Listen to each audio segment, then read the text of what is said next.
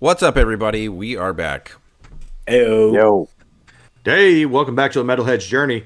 Hey, so we're taking our next step down the list of the top 50 metal albums of all time. Tonight, we've arrived. Nice. Another Metallica record. Can't Oh wait. yeah. Number 18. This is Kill 'Em All from Metallica. Yep. Epic. So the only Yeah. other album we've seen so far from them is Injustice for All. Criminally too low on Way this too low. list. It should be in the top one. Okay. But I will say, I think, spoiler for me, I guess, I think Kill 'Em All and Justice should be flipped, if I'm Yes. being really honest. well, at a minimum that, and then, definitely more. But No. I agree That's with you on that basically one it. for sure. So, but hey, let's get into a little bit of history of the band and the album, and then we'll hit the metal rundown. So, Metallica, formed in 1981, is an American thrash metal band from San Francisco, California. The band was originally formed by James Hetfield and Lars Ulrich. The current lineup features those two guys plus Kirk Hammett and Rob Trujillo. Metallica has released 10 studio albums and have a new album set to release in April of 2023, which we know is called 72 Seasons. Look, if you're finding us first on this video, go back, check out some of our reactions to the two new Metallica songs that have already been posted, plus some other cool stuff back there. I'm sure we'll do a reaction for this album review. Oh God, yeah. Well, yeah, absolutely. Metallica's won 9 Grammys. They sold over 125 million records, and were also inducted into the Rock and Roll Hall of Fame in 2009. That's it. That's all they did. Yeah, no big deal. They're the third highest selling artist since 1991.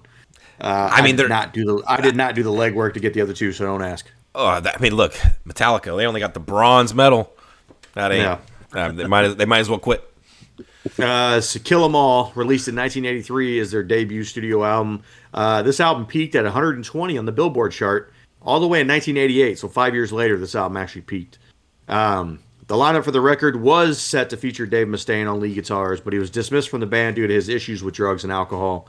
Mustaine did still have a lot of writing credits on the record, though. The lineup for the album featured Hetfield and Kirk Hammett on guitars, Cliff Burton on bass, and Lars on drums. The album did produce 2 singles, Whiplash and Jump in the Fire. Yes, Yeah. That's my best 1983 James Hetfield. I like it. Yeah. So hey, let's hit the metal rundown. Let's just start with musicianship here. What do we think of just the overall playing on the record?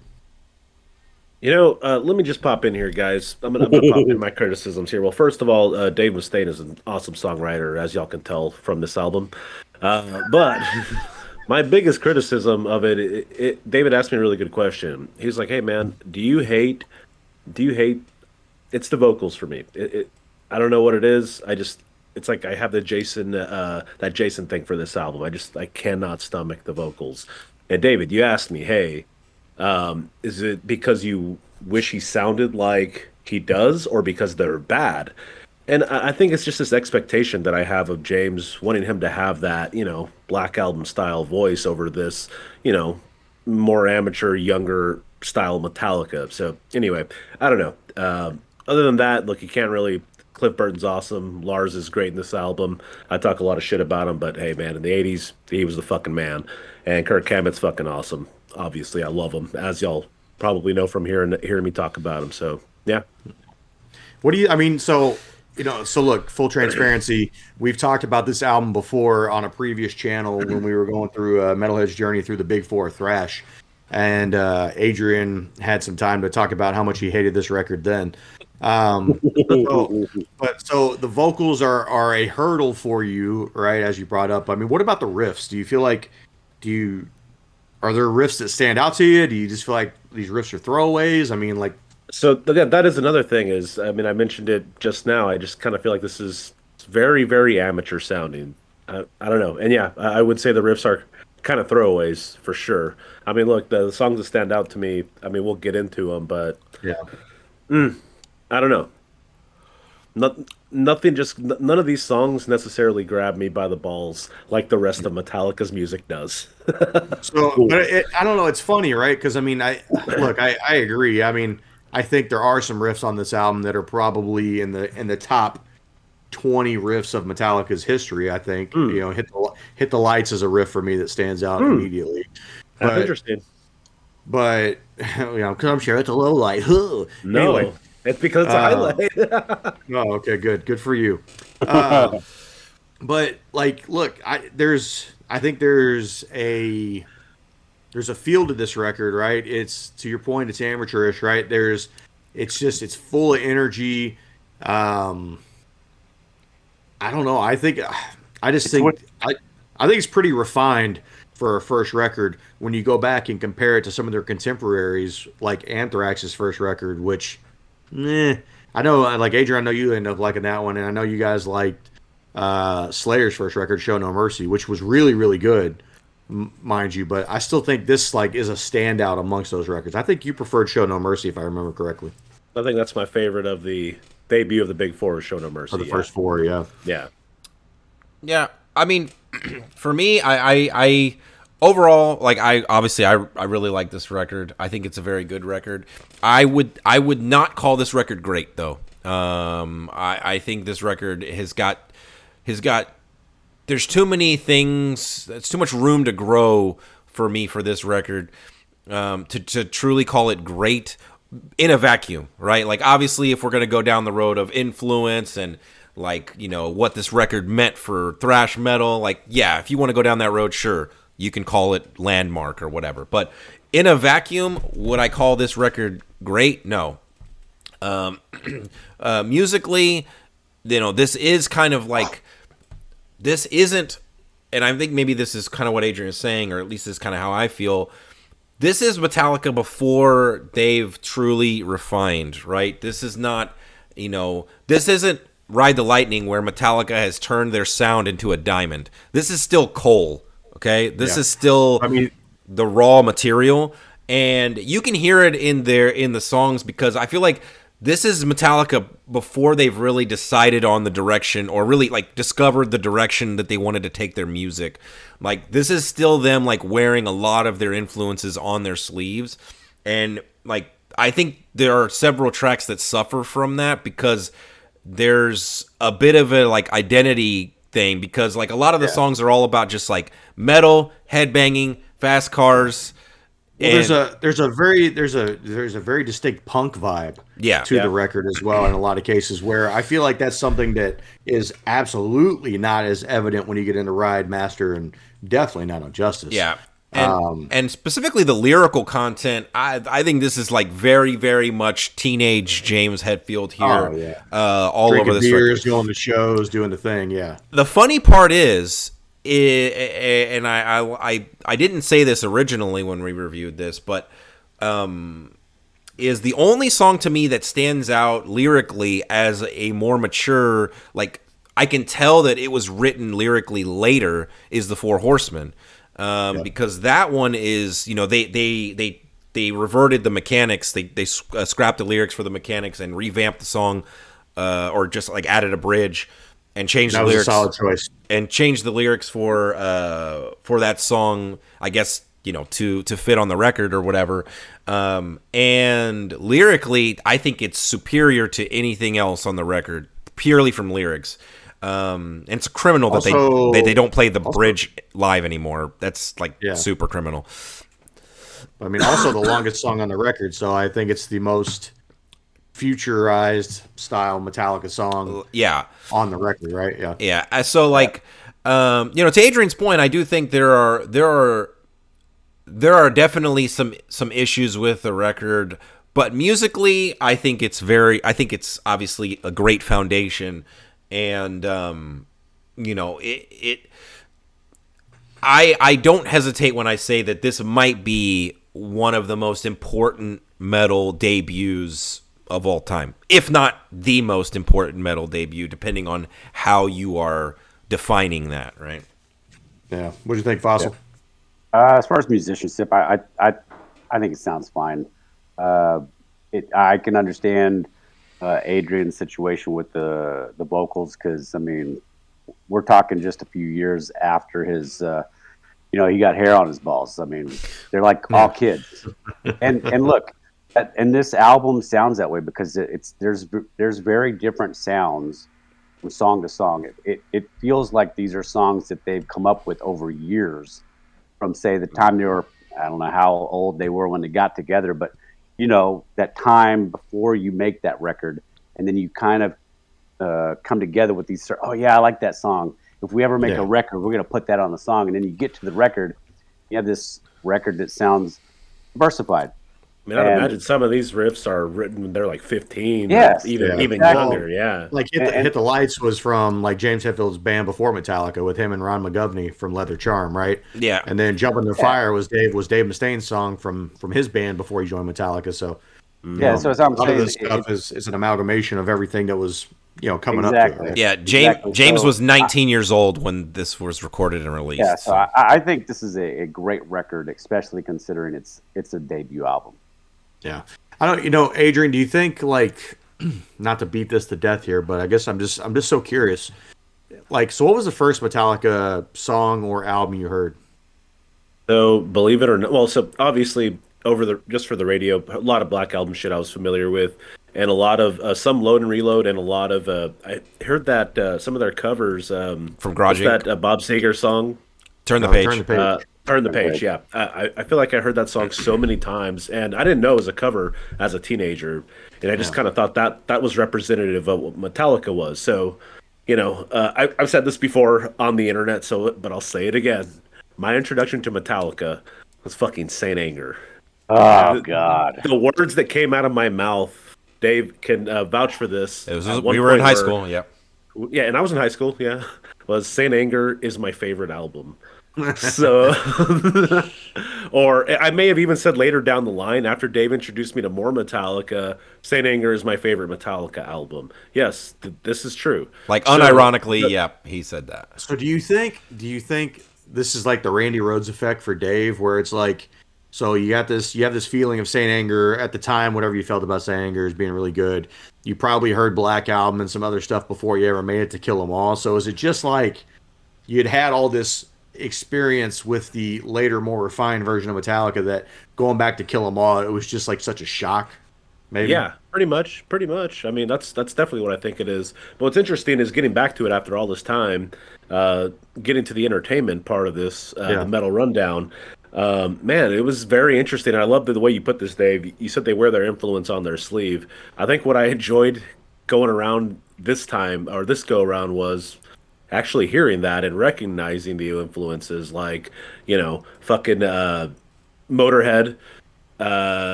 I mean, help me out here. What else have we gone through? Judas Priest, yep. Fucking Ozzy. Like, just it was fun, man. It's cool hearing it. Even getting a little peek of some Iron Maiden. You can just hear that influence, and it's interesting and it's cool. Look, and one more thing for me on the entertainment thing. Again, I beat this dead horse that I'm not a big fan of this album. I do want to give a shout out to the Black Album that I feel like should have made this list, this top 50 list. Didn't make it. I feel like it should be in this spot. That's what I'm saying in my piece. All right. Yeah, entertainment for me, album's just over 51 minutes, which, man, that's longer than I thought it was. That's a little bit more robust than some of the last couple of albums that we've listened to. I say it doesn't feel that long, but it's because I generally skip 2 songs right in the middle of this album every time I listen to it. I usually skip Jump in the Fire and Anesthesia. So that's why it doesn't feel like it's 51 minutes. So that's why I was shocked when I saw that. But look, when you cut those 2 songs out, entertainment's great. Super high. Yeah. His name is Josh, by the way. So for the Jump in the Fire truthers out there, look, listen. I gotta put in the comments here. How many of you actually listen? Not Jump in the Fire. I get that. How many of you listen to Anesthesia, like start to finish, anytime you listen to this album? Put that down in the comments for me. Let me know. Man, you're gonna be afraid that you're gonna be sad you asked that question. I'll go here for entertainment value. Look, I think this record is really entertaining from almost start to finish. I do have a couple of points, especially on this most recent couple of listens here, and I want to slightly blame our recent reaction to Seek and Destroy, the live version, for what I'm about to say here.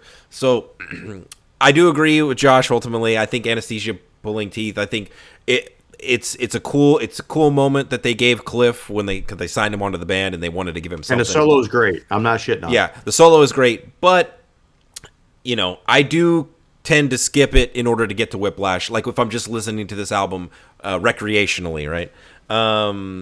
Jump on the Fire for a long time, I was not one of my favorites. It's still not a favorite, but I do like the song. I do listen to the song. There's 2 songs on the end of this record. I'm about to get flamed in the comments. You see my name up there. If you want to call me out, that's fine. I'm going to start with the lower hanging fruit, in my opinion, Metal Militia. I'm sure there's going to be people out there who just die hard love this song or whatever, but I think I could do without this song. It's a whatever song. What do you? It is You're a whatever human being. It's a whatever song to me. It's fine. But it's just literally let's go fast. Okay, the song. That's what it is. It's not interesting to me. Let me finish my points, Josh. You Metallica fans out there, this song just wants to go fast, dude. How many Metallica fans out there would listen to Load and Reload and be like, "I just wish Metallica would go fast, man"? Look, that's because like Metallica's fan base, and I'm including myself in this, we're just all like we cope with everything Metallica releases and we kiss everything they do. So and then you have the other opposite end of the spectrum that hate everything that they do. So like, it is what it is. Seek and Destroy. Okay. I think that song is great live, and I like hearing it live, and I'm singing right along. Scanning the scene and, the city we're in tonight. Houston tonight. Yeah, like it's great. On an album though, it basically sounds like not a great song to me. It's kind of cheesy, and I don't think it translates on the album as well. Like, you're kind of cheesy. That's fine. Let me know in the comments how cheesy I am. I'm gonna regret that. Yeah. So like, I think the album kind of ends with dude, No Remorse is so strong, and it's like the last really strong song on the record, in my opinion. Jason, what's your entertainment? Overall, I like the record. Entertainment value is fine. When I listen to this album, I don't really skip. I do listen to Anastasia. I don't skip. Okay, there's one. Yeah, so I mean, I don't have a problem. My entertainment value for this is about as much as it is for the first 4 or 5 Metallica albums. I like almost every song that they have on here, and I have to be in the mood to not listen to something in order to skip one of these songs, and that's what I experience over here. I listened to it probably 4 or 5 times over the week, and I didn't skip any songs, and I enjoyed myself. It's a trip down memory lane. Well, hit us with your top tracks here. What were your top 3? I have honorable mention is Whiplash. Okay. My number 2 and 3 are ties, so they can go vice versa. That's Motor Breath and Four Horsemen, and my favorite song is Seek and Destroy. Oh, nice. Okay. I'll pop in here. So look, instead of doing my top 3, I'm going to do the only 4 songs in this album I like. Number 4 is going to be No Remorse. Number 3 is going to be Hit the Lights. Number 2 is going to be Phantom Lord. And number 1, obviously, fucking Seek and Destroy. Hey, you're a smart man. Yeah. That's interesting. All right. Look, for me, no honorable mentions. I'm sticking to the rules this week. Number 3 for me, Whiplash. I love the feel of the song. It's just about going to heavy metal shows, which I love doing, so I love that. Number 2, I think best riff on the record, Hit the Lights. And number 1, absolutely the strongest song on the album, and probably a top 15, 20 Metallica song all time, No Remorse. So for me, I will also obey the rules this week. I tend to not obey the rules here, but I'll do it for this record. So number 3, No Remorse. Fantastic main riff of the song that opens the track. You can't beat that. The solo is so nice on that song too. Yeah. Mustaine wrote really good solos for this record. So then you have Motor Breath is my number 2. Love that song. I've loved that song all time. It's actually one of the few songs, I don't know the stat, somebody call me out, whatever. it's one of the few songs that has no Ulrich credit. It's just Hetfield. I don't know another Metallica song that is just Hetfield and no Ulrich, or at least Hetfield and Ulrich. So weird little thing there. And number one by a country mile, I think, is the Four Horsemen. I think it's easily the best song on the record. Thanks, Dave. By a wide margin. Mustaine is the Dave I'm thinking. Oh yeah. Yeah. Well, hey, let's move on to the production again. As we've seen many times here on this list, we are definitely listening to the remaster of this. So definitely not nearly as bad a production as the original album. Now I'm pretty sure all of us have probably heard the original recording of this. And years back. Look, while the remaster still does have some issues, it's definitely better than the original recording for sure. So the album was produced by a guy named Paul. Hopefully I don't massacre this. Curcio. And they produced this album for a cool $15,000. I think it was a worthy investment. Ooh. Yeah, that's cheap. Yeah. I did have a thought today when I was thinking about the production of this album, and I think Dave will probably have an opinion on this. Have we ever heard a band, and look, Metallica is one of the biggest bands in the world, but let's even take, who would you consider to be a mid-sized metal band? Machine Head? Nah, not even. No. Who would you consider, just throw a mid-sized band out there? What about Avenged Sevenfold? Okay. I mean, I think they're bigger than Machine Head, but let's take Avenged. You would never hear them put out an album that sounds bad, production-wise, right? Maybe I don't know what their first album was, but I mean, starting at whatever country had whatever album had Bat Country on it, right? Or I mean, if we're gonna go Machine Head, even if you started with Burn My Eyes, the production on Burn My Eyes is not bad. Yeah. Why is it that Metallica is like this super ultra mega big band? Okay. And they've had just the biggest fucking swings back and forth in quality of production. Yeah. I mean, Kill 'Em All, it is what it is, right? But I mean, even Ride the Lightning and Master, they sound good, but they're not revolutionary by any means. They're not Black Album. They're not They're not sonically, blowing my socks off. Yeah, right. this is obviously has issues. Yeah, this is and then Saint Anger, and then Death Magnetic. Death Magnetic was completely fucked up. Yeah, this is what I was saying last week when you have a couple of bands in a row that released albums in the 80s and then they're remastered and they're like, holy shit, this is fantastic. And then you get Metallica and this is remastered and this is in my notes. It still sounds dated. Yeah. I'm glad Jason said it so that I could say it and be more mean. Metallica has absolutely no excuse whatsoever being as big as they are with as much money as they have. They own their music. They have they own the rights to it. They have their own label. Dude, where's the proper remixes and remasters for their old material? Now, unless somebody can point out that the masters are ruined and they can't redo these things, or maybe they've come out in an interview and said they have no desire to redo these. But this album is a remaster.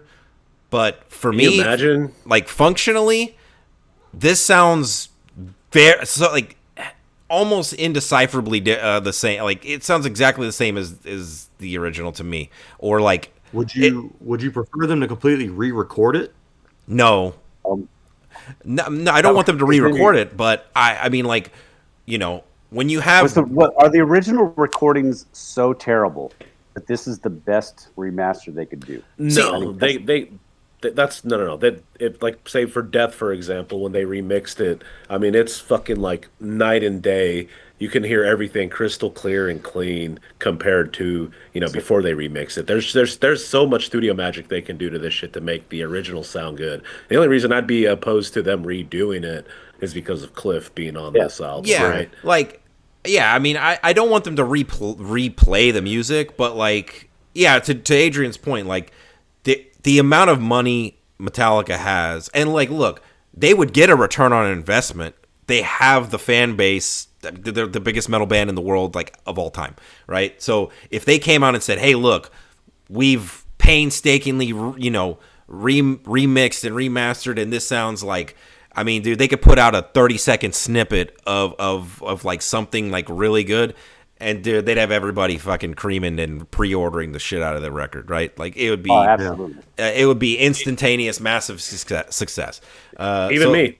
Yeah, like their first 4 records, no excuse, they could redo it. I mean, and I wouldn't even stop there, but I mean, if you just wanted to do the first 4 records, a proper Justice release, I mean, like I could go on and on, but anyway. What do you mean you wouldn't stop there, bro? You can't redo fucking Perfection on the Black Album, dude. Come on. Even when they tried, it's like it was too perfect. Oh yeah, I mean, like that's another thing. Like they, for a band that has done the sonic perfection of the Black Album, like, okay, why not just recreate that sound forever, like every single time? Like, I don't know. It's a lot of work, man. It's a lot of work, Dave. I guess so.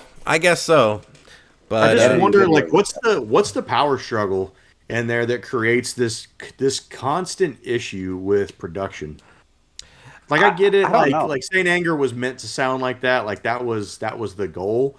But like, it's just, I don't know, man. It just seems like there's like, I know it's between Lars and James and the producer, right? So I guess I know what the power struggle is, but I just wonder, like when James goes home, is Lars sitting there like just, tweaking the knob a little bit? Dude, like I don't know. They need to get. I know that there is one part in this album that just it infuriates me, and it's on my favorite song. It's in the first like 30 or 40 seconds of Seek and Destroy, where Cliff is hitting a single solitary note in the middle of the riff, and it goes and it sounds like a fart.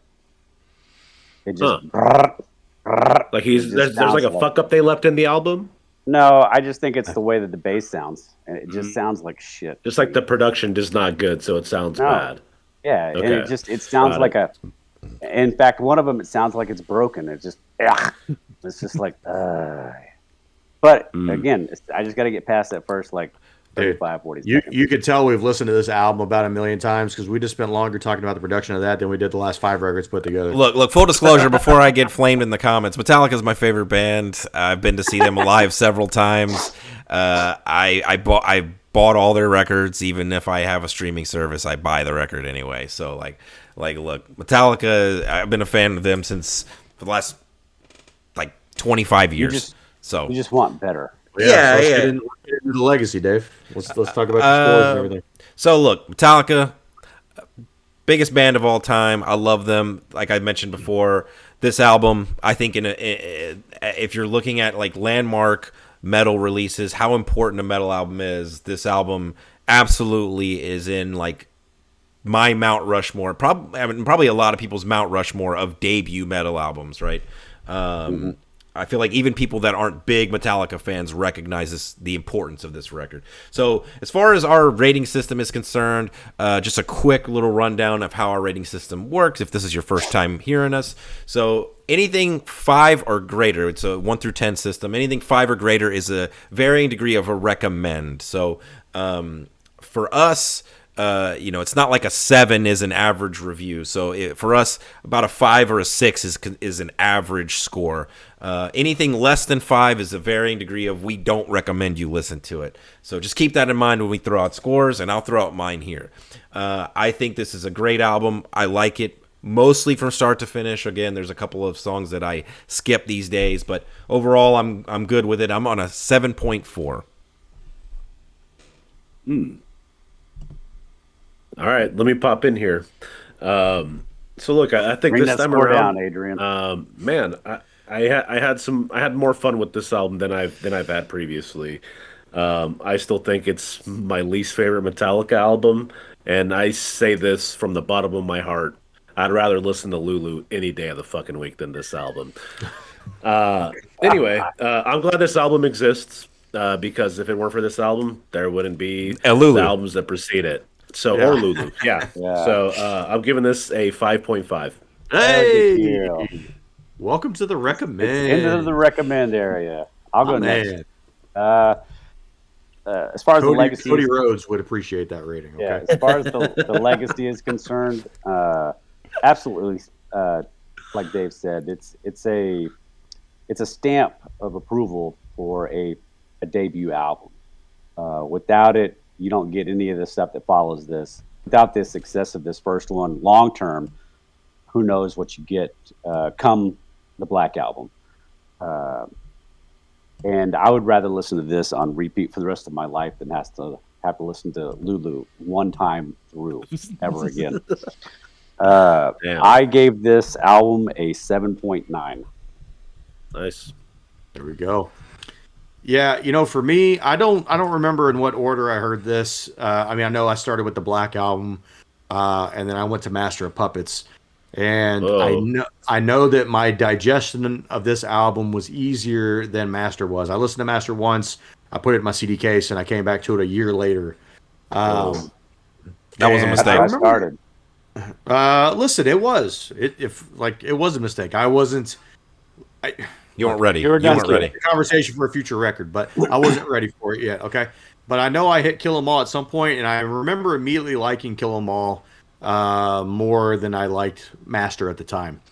So this album I don't know, man. There's something about this album that's just really fun. I really like it. I'm a Metallica simp. Okay, look, I like everything that they put out. So I'm gonna give you the all my bias up front here, but I still think this is a fucking great record. I'm coming in with an 8.8. All right, that gives us an average score. Hey, look, I am the correct one. We are at an average of 7.4, exactly what I gave it. So basically, I'm the smartest guy in the room. Seek and Destroy is overrated. All right, that is the score for us here.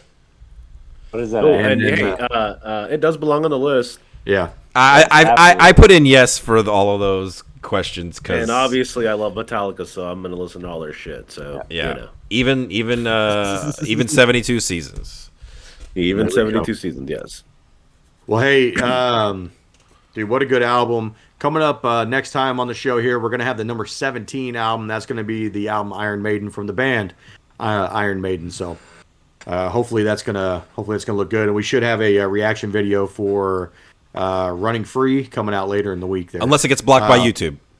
Unless it gets blocked by YouTube. Hopefully not. Fingers crossed. So, hey, hopefully you guys like this video. If you did, please give us a like. Give us a subscribe. We're putting out weekly metal content. We got reactions, reviews, all kinds of cool shit. So hopefully you keep checking us out. In the meantime, live long and prosper. Take it easy, everybody. See ya. Later.